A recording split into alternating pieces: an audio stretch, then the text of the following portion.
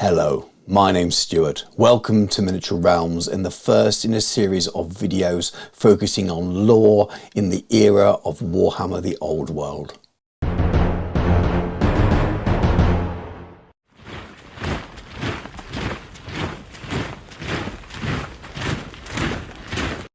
Miniature Realms is proudly sponsored by Baron of Dice, premium wargaming dice. Over 500 styles, over 4,000 customer reviews. Welcome to the best dice on the planet. The world of Warhammer and the Old World is something that's familiar to many of us. Over 40 years of growth and development and many tales yet to be told. In its 9th official edition of the game, Warhammer the Old World not only has a new set of rules, but is set in an entirely new time period. While much of the world is recognisable as the one we knew before, some things are less familiar or yet to be realised. This first video will set the scene, lay the foundations before we delve deeper into the individual warring factions in later videos.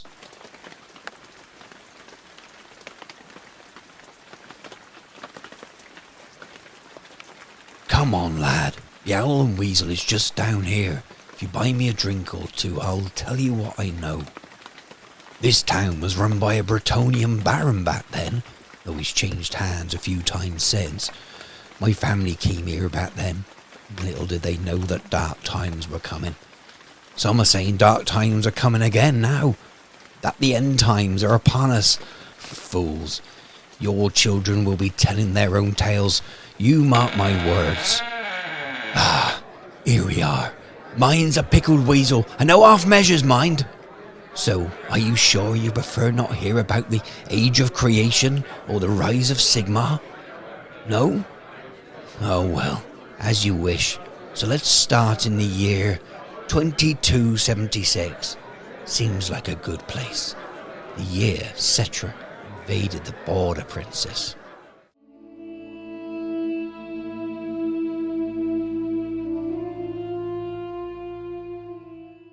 At this time, the world was very different to the one we know now. The Skaven were fighting a civil war beneath the earth. The Von Carsteins had been defeated at Helfen, and as such, the vampire counts were much reduced. And we are still a quarter of a century before Asavar Kul's forces laid siege to Prague during the Great War against Chaos. That's not to say it was a time of peace. Far from it. Forces of Chaos warriors and Norsemen raided, gathering their forces in blighted lands. Their chaotic brethren, the Beastmen, raided the civilized realms, and, as always, hordes of orcs and goblins brought their own destruction.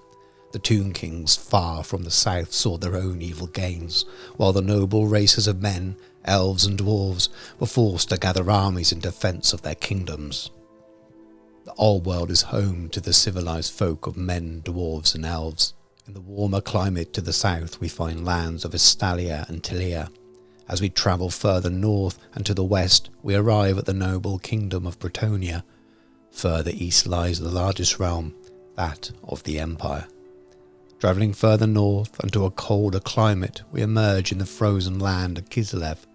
While all these lands are primarily home to the many kingdoms of men, other races reside in them too, both civilized and uncivilized alike. Men can also be found far south in the Border Princes, just north of the Badlands and the arid sands of Khemri. These are often desperate lands, homes to those no longer welcome in their own realm and shared with many an unwanted neighbour. Many exiles, both noble and more self-made lineage, claim corners of these harsh lands to build name and power where they have failed before. Very often the ventures of these beggar lords fail as they fight warbands of orcs and goblins, beastmen, invading undead, and any other foul enemy of the civilized races that you can imagine. To the east, running north to south, lies the World's Edge Mountains, home not only to dwarves but also orcs, goblins, trolls and many other dangerous creatures. Further to the west, dividing the Border Princes from the Empire, we find the Black Mountains, where many more dwarves make home in mighty cracks. But many foul goblins also live in crude tunnels beneath these mountainous lands, along with many other terrible creatures who frequently venture into the Empire for spoils. To the west and slightly north, the grey mountains separate the kingdom of Bretonnia from the Empire. In the many forest realms of the old world, yet more peril can be found. South of Paravon, in the southeastern corner of Bretonnia, lies Athel-Loren, the mysterious home of the wood elves, perilous to all, good or evil, who enter uninvited. Yet, all over the old world, forest realms are home to pockets of civilization, small scattered settlements, folk living perilous lives. They are home to bandits, war herds of beastmen, foul, chaos-mutated beasts, warbands of chaos champions, and the ever-present orc and goblin tribes. From the World's Edge Mountains, the Talabek, Reich and Stir rivers carry passengers and trade out to the Sea of Claws, the Great Ocean and beyond. Traders and armies sail the Telia Sea and the Black Gulf. Sea elves frequent the Bretonnian coast, and Norska raiders set off from their icy waters to the north. Outside of the civilized world, the lands are more dangerous still. Often called the desolate realms, these lands are home to many dangerous races and creatures. To the east of the World's Edge Mountains lies the Darklands, a place where many tribes of orcs and goblins migrate from, the desolate plain of Zar, a volcanic wasteland with cracks open to the volcanic core. As we travel north, we find the Mountains of Morn, home to horrifying monsters, often mutated by chaos, ogres, beastmen, and every foul creature imaginable. South of the Border Princes are the Badlands, home of many more tribes of orcs and goblins, as well as foul ghouls and carrion beasts. Beneath that, the land of the dead, the once great realm of Nehekara, which flourished long before the time of Sigmar, now a scorched land of barren desert, deserted civilization, where many treasures and trinkets to tempt foolish adventurers, home to the long-dead soldiers of the Khemri, the Tomb Kings. At the very north of the old world, beyond the frozen lands of Kislev, Norska and the Troll Country, lies the Chaos Wastes. This is a wild realm, a twisted landscape beyond the imagination and comprehension of mortals. At the North Pole, since the Cataclysm, the raw fabric of chaos has entered the world through the shattered gateway. The Chaos Gods rule here, and their influence spreads south to Norska and the marauder tribes of the north, where many now worship the ruinous powers. At this time, the Empire had entered a period of turmoil. Internal politics between often warring states led to a more fragile and fragmented land. Internal rivalries, greed, and city-state pretenders argued and fought bitterly to earn favour, influence and power in the hope to garner more control. Four main pretenders to the imperial throne schemed and fought each other in the hope to become the dominant power. Empress Elspeth Margarita VI ruled the barony of Westerland, a wealthy and prosperous region, supported by the riches that the port city of Marienburg brought. At this time, Marienburg had yet to become the city-state it was later famous as. Count Sigismund Ulrich ruled the Grand County of Osterland, geographically spanning Ostland, Ostermark, Hochland and Middenland, previously the home of the powerful wolf emperors, today is a shadow of its former land. Count Sigismund is much weakened, effectively nothing more than a ruler of a city-state, the real power being more fragmented and devolved. Prince Wilhelm I rules the Principality of Reichland, which remains the heart of the Empire and the spiritual home of the Grand Theogonist and the cult of Sigmar. The armies of Reichland are supported by the fanatical Templars of the Order of the Silver Hammer and the Knights of the Fiery Heart, intent on seeking out and ridding the land of the dark powers and any who worship them. Duke Ludwig XII of the line of Ottilia rules the Grand Duchy of Talabek, the largest and most diverse region of the Empire.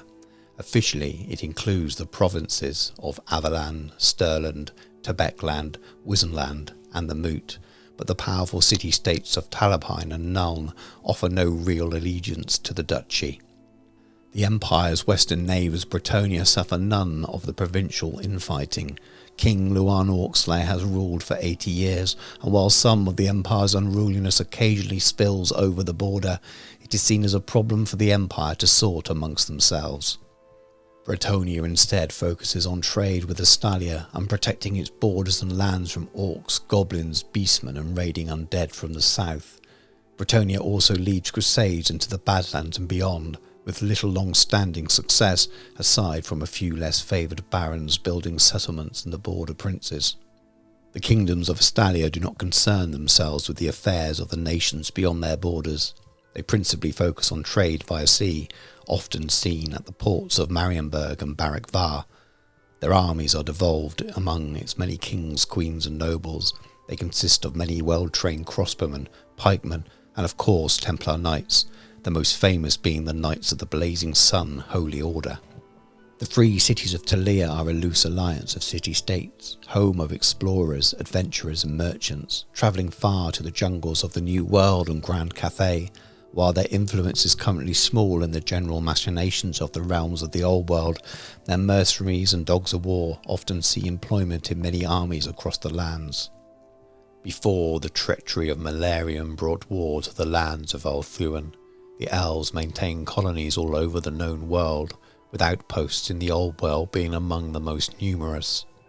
Most were forced to protect their lands, but not all elves abandoned their new homes. Many of those who settled around the forest realm of Athel-Loren decided to stay, severing ties with the Phoenix King. The Eternal Queen, Ariel, and Orion, King of the Woods, ruled the realm of Athel-Loren to this day. Athel-Loren is no regular forest. Ancient trees and spirits make this a dangerous place. A special alliance exists between the Wood Elves and the living forest. The elves of Athel-Loren care little for the trials and tribulations of others. They live an isolated existence, but in times of need they will venture out to protect their realm and in aid of other civilized peoples when threatened by the ruinous powers.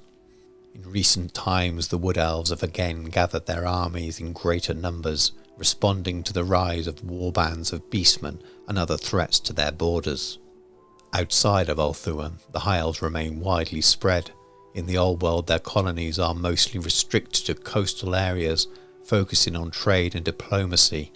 The High Elf fleets remain key in protecting shipping from pirates throughout the seas of the Old World and down to the coast of Arabe. Even further afield, High Elf ports connect Ulthuan to the Sea of Dread, Ind, Nippon, and Grand Cathay. The rise in the power of chaos and the gathering of evil forces has not gone unnoticed by the elves. Ever the guardians of the world, the elves are preparing for the coming war. Envoys are appearing in the Old World, plans enacted.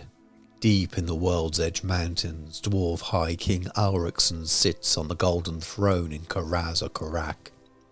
Though the Dowie Empire is a shadow of what it became during the Golden Age, there remains a prosperous trade with the realms of men, not only in goods but also in mechanical artistry and invention. Many dwarves live in the cities of the Empire. Engineers and artisans play an important role in passing on knowledge to the younger race. The alliance between man and dwarf remains as strong as the friendship between Kurg and Ironbeard and Sigmar.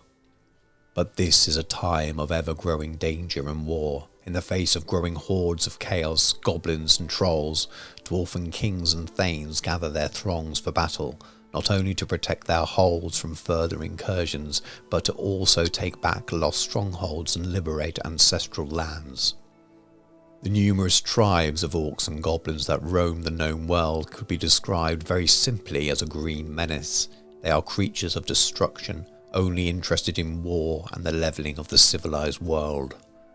From the frozen lands of Kislev in the north to the barren waste of the Badlands, numerous tribes of orcs and goblins terrorise the old world. Tunnelling goblins under the World's Edge Mountains, nomadic orc tribes mounted on huge boar, alliances with troll hordes, or huge wars of combined power, they threaten every nation of the world.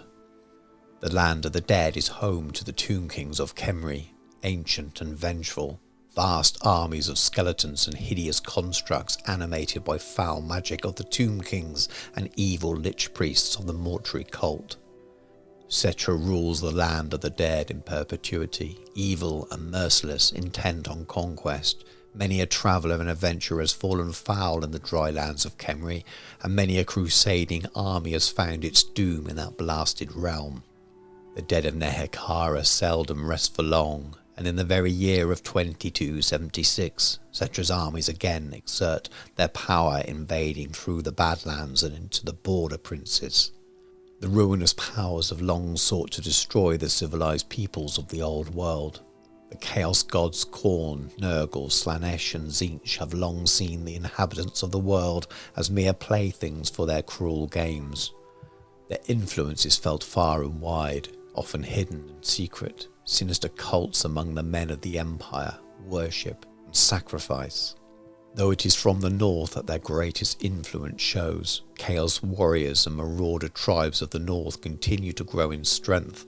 The Norsca tribes of the frozen lands look to the dark powers for guidance, and so very often the result is violent incursions into Kislev, the empire of man and beyond. But the chaos influence does not end there. Hordes of beastmen roam the forests of the old world, with increasing numbers of raids and wars inflicted on the civilized lands. The hordes of chaos are growing, building towards some new evil design, and the peoples of the old world will need to be ready. No land knows these threats more than that of Kislev. The land of ice and snow has forever been the first line of defense against the enemy in the north. The Ice Queen of Kislev, Tsarina Mishchenka Romanov, the Khan Queen, long has her lineage ruled her kingdom. Her son, Prince Alexis, is a great warrior and diplomat, often speaking of the need to create greater alliances with the realms of men to the south, a unified empire against the threat from the north. But before we leave the old world for today, we should mention a sleeping power to the east, the vast empire of Grand Cathay. Long has the prosperous nation of Cathay been seen only through the eyes of distant travellers, adventurers and traders, but there could come a time when the nation's great power is known more by the regular peoples of the old world. But Cathay is itself in perilous times. The celestial dragon emperor and moon empress have been absent for over 200 years. The empire's lords and politicians are embroiled in fights for power, not unlike those seen further west. Yan Bo, the jade dragon, struggles to maintain order of his father's kingdom and celestial court. The sea dragon Yin Yin focuses on her fleet of treasure ships in the Jade Sea. Li Diao, the fire dragon, guards the southern borders. The iron dragon Zhao Ming, absorbed only by his alchemical exploration.